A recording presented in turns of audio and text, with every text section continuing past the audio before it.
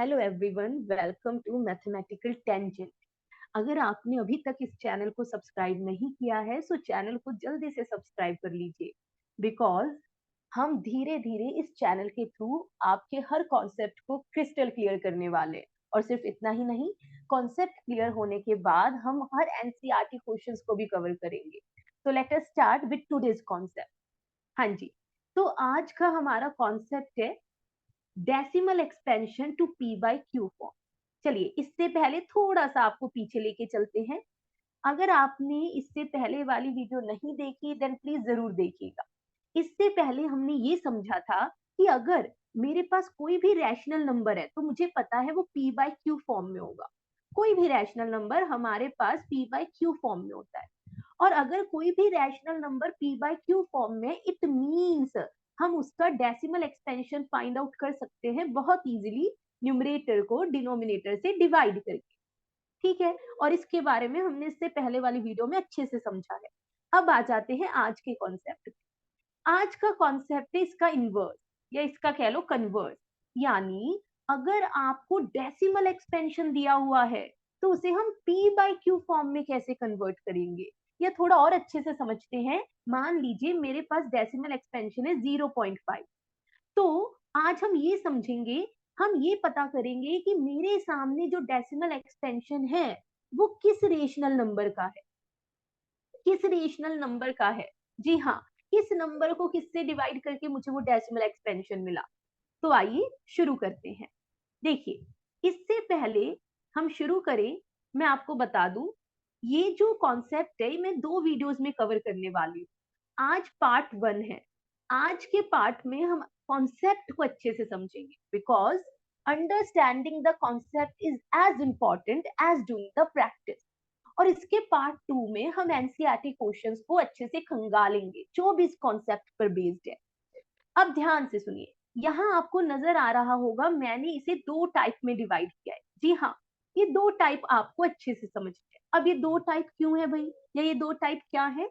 देखिए, हमने समझा था जब हम किसी भी रैशनल नंबर को डेसिमल एक्सपेंशन में कन्वर्ट करते हैं तो या तो हमें टर्मिनेटिंग डेसिमल एक्सपेंशन मिलता है, या फिर हमें जो डेसिमल एक्सपेंशन मिलता है वो होता है नॉन टर्मिनेटिंग, नॉन रिपीटिंग। याद आया?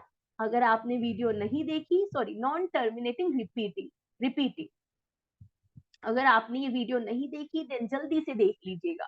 ठीक है, फिर ये आज का कॉन्सेप्ट आपको और क्लियर हो पाएगा। टर्मिनेटिंग डेसिमल एक्सपेंशन कब होता है, कब होता है सोचिए? जी हाँ, जब रिमाइंडर 0 हो जाए।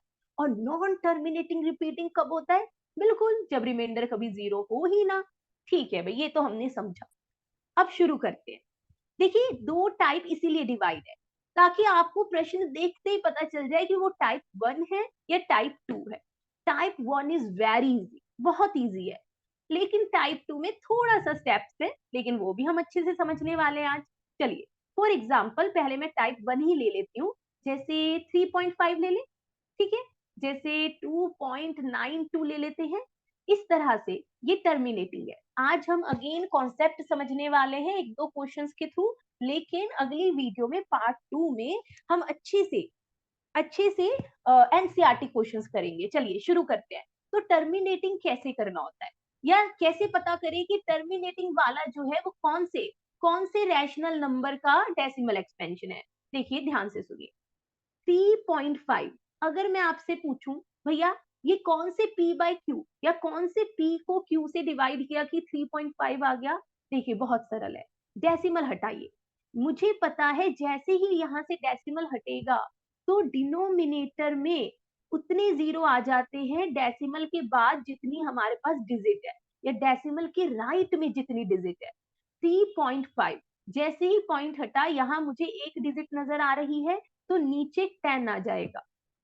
अगर दो डिजिट होती तो 100, थ्री डिजिट होती तो 1000 एंड सो ऑन। तो यहाँ पर क्योंकि एक ही डिजिट है तो हमें क्या मिला? 35/10। लेकिन आपको केवल इतना ही नहीं छोड़ना, इसे सिंप्लीफाई करना है। जैसे ये दोनों किससे डिवाइड हो रहे हैं? जी हाँ, 5 से। 5 7 जा 35, 5 2 जा 10। It means 7/2। यानी जब आप 7 को 2 से डिवाइड करेंगे तब आपको डेसिमल एक्सपेंशन मिलेगा 3.5। ठीक है, समझ आई बात? चलिए अब फटाफट से दूसरा देख लेते हैं, 2.92। 2.92 अब फटाफट से समझते हैं कि 2.92 किसका डेसिमल एक्सपेंशन है। जी हाँ, कुछ बच्चों ने तो निकाल भी लिया होगा, दैट इज वेरी गुड। हटाइए डेसिमल, हटाइए। तो कितनी डिजिट है? 1 2। जी हाँ, तो यहाँ 2 0, दैट इज 100। अब अभी हमने समझा, हमें ऐसे नहीं छोड़ना, हमें इसे पूरा सिंप्लीफाई करना है। So it is divisible by, it is divisible by 4। 4 4 7 जा 28, 12, 4 3 जा 12 एंड 4 इंटू 25 100। तो हमारा डेसिमल, हमारा p बाई क्यू फॉर्म क्या आया? 73/25। जी हाँ, इट मीन्स जब आप 73 को 25 से डिवाइड करेंगे तो you will get quotient as 2.92। It is as simple. ठीक है, तो मैं आशा करती हूँ आपको टर्मिनेटिंग वाला, या हम बोले टाइप 1, अच्छे से समझ आया होगा। Now let us proceed towards type 2, non terminating repeating. तो यहाँ पर आपके सामने एग्जांपल ले लेते हैं, और यही इंपॉर्टेंट है। एग्जाम में मोस्टली यही पूछा जाता है, बिकॉज वो आपको ऑलरेडी आता है। ठीक है, फॉर एग्जाम्पल मैंने एक क्वेश्चन ले लिया यहाँ पर 0.3 बार। ये बार यहाँ पर रिप्रेजेंट कर रहा है that this decimal expansion is non terminating repeating. हमने समझा है, बिकॉज बार का मतलब है दैट 3 इज रिपीटिंग इट्ससेल्फ। चलिए अब शुरू करते हैं, ये तो हमने ठीक है पिछला रिकॉल किया। अब फटाफट से स्टार्ट कर लेते हैं। देखिए आपको क्या करना है, जब भी आपके सामने इस टाइप 2 का क्वेश्चन आएगा, सबसे पहले आपको लेट कर लेना है उसे x के इक्वल। हमने मान लिया that this is equal to x। ध्यान से सुनिए, कुछ स्टेप्स में ये क्वेश्चन कंप्लीट होगा, और इसे नाम दे दीजिए नंबर 1, फर्स्ट इक्वेशन। अब आपको ध्यान से सुनिएगा, अब आपको दोनों साइड 10 की पावर से मल्टीप्लाई करना है जितनी डिजिट पर बार है। यानी अगर एक डिजिट पर बार है जैसे इस क्वेश्चन में, तो आप 10 से मल्टीप्लाई करोगे। अगर 3 डिजिट्स पर बार होता तो हम 1000 से मल्टीप्लाई करते, दैट इज 10 की पावर 3। अगर 3 डिजिट्स पर बार होता, अगर 2 डिजिट पर बार होता तो हम 10 की पावर 2, दैट इज 100 से दोनों साइड मल्टीप्लाई करते, एंड सो ऑन।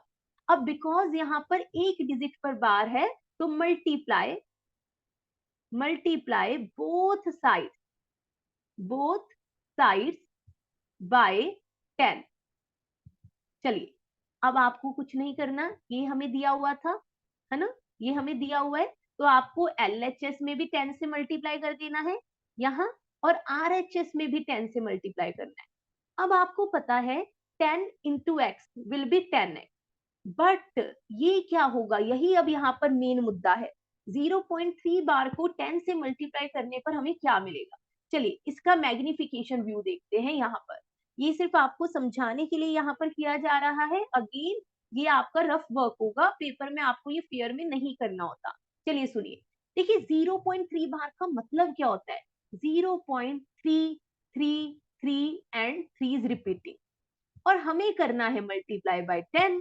अब हमें पता है कि जब भी किसी नंबर को 10, 100 या 10 की किसी भी पावर से मल्टीप्लाई किया जाता है, डेसिमल उतना डिजिट आगे शिफ्ट हो जाता है जितने जितने यहाँ पर जीरोस हैं। यहाँ पर एक जीरो है तो डेसिमल एक डिजिट राइट में शिफ्ट हो जाएगा। जी हाँ, तो ये हमारा नंबर क्या बन जाएगा? 3 point, and don't forget that 3 is repeating itself। तो ये नंबर बेसिकली बना क्या? 3.3 बार। जी हाँ, जब हमने 0.3 बार को 10 से मल्टीप्लाई किया, we got 3.3 bar. I hope आपको ये क्लियर हुआ हो, वरना परेशान होने वाली कोई बात नहीं है, पार्ट 2 में हम इसे और अच्छे से क्लियर करेंगे। तो इसे नाम दे दीजिए नंबर 2। अब आपको क्या करना है, बड़े में से बड़ा कौन सा है? सेकंड वाला, बिकॉज वो मल्टीप्लाई करके आया है। छोटा माइनस कर दीजिए, छोटी इक्वेशन। तो हमेशा लेफ्ट हैंड साइड में से लेफ्ट हैंड साइड माइनस होती है, एंड राइट हैंड साइड में से राइट हैंड साइड माइनस होती है। Again this is easy, you know, 10x minus x is equal to 9x। अब यहाँ आ जाइए, अगेन आपको मैग्निफिकेशन व्यू दिखाते हैं, 3.3 बार, और ये है, या फिर ऐसे समझ लो 3 अपने आप को रिपीट कर रहा है, एंड दिस इज 0.3 बार। देखिए यहाँ से ये बार वाले से बार वाली डिजिट जीरो ही होनी है, बिकॉज सेम डिजिट है, और हमारा मोटिव इसे जीरो करना ही है, बिकॉज तभी हम सॉल्व कर पाएंगे। तो यहाँ हमारे पास 3 बचा, तो x is equal to 3/9, 9 multiply से डिवाइड में आया, इसे सिंप्लीफाई कर दीजिए, तो इज इक्वल टू 1/3। अब इसका मतलब क्या हुआ, ये आपका पूरा सॉल्यूशन कंप्लीट होता है। अब थोड़ा सा मतलब समझ लीजिए कि इस 1/3 का मतलब क्या है। इस 1/3 का इतना सा मतलब है कि जब आप 1 को 3 से डिवाइड करेंगे, you will get quotient, you will get quotient as 0.3 bar, because 3 अपने आप को रिपीट करता रहेगा, रिमाइंडर आपका 1 बचता रहेगा। ये हमने पहली वाली वीडियो में समझा है।